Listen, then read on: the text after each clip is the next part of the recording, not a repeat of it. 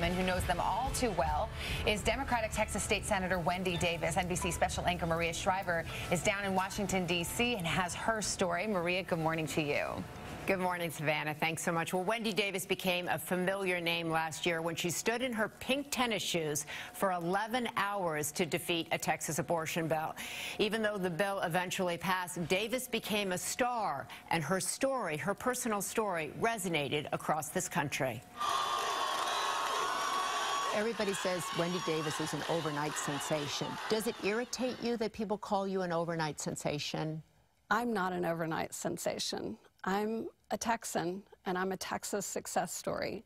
I am the epitome of hard work and optimism. Wendy Davis was catapulted into the spotlight last June when her filibuster caught the nation's attention. The Capitol literally felt like it was alive that day. These are Texans who Her story was forged a long way from the Austin state capitol. Davis grew up poor and at the age of 18 found herself pregnant and married. By 19, she was getting divorced and living in a mobile home park. You haven't been back here since you lived here. That's right. When you look at this place, what are you feeling right now?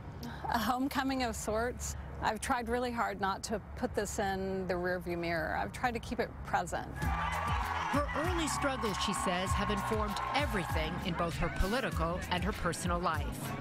She attended Tarrant County Community College near Fort Worth while working 2 jobs to keep food on the table.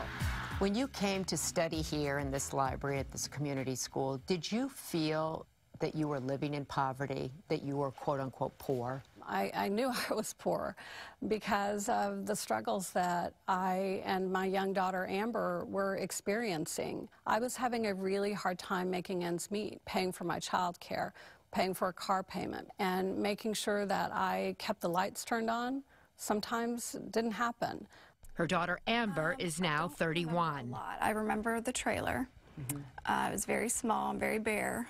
We didn't have a lot to live on. I remember staying with my grandparents a lot while she did go to school and go to work. Davis married again for a time and had her second daughter, Drew.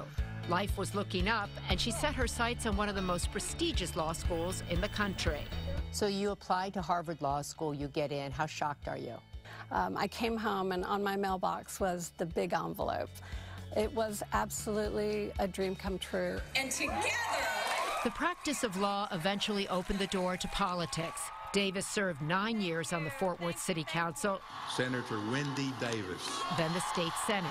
And last year, she threw her hat into the ring for governor.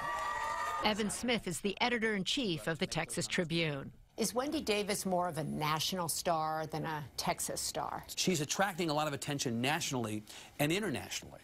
But at the end of the day, the people who matter are the people in this state. This is a conservative state. And so that celebrity outside is great, it helps, but it doesn't necessarily translate into votes. Her likely opponent is Texas State Attorney General Greg Abbott.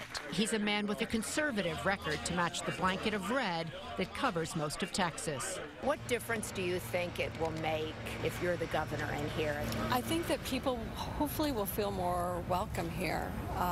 They'll feel like that's not an unusual occurrence for their voices to matter. Hey, Michael!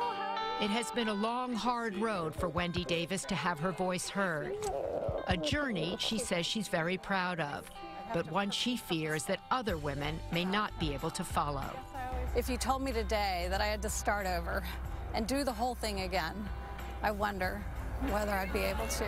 And I worry that other young women like me in Texas can't. Davis said she is concerned about the rising cost of tuition and fewer opportunities for students to take advantage of financial aid. Her story is certainly an example of what a strong education can offer women and men everywhere. Matt? I know you have a lot more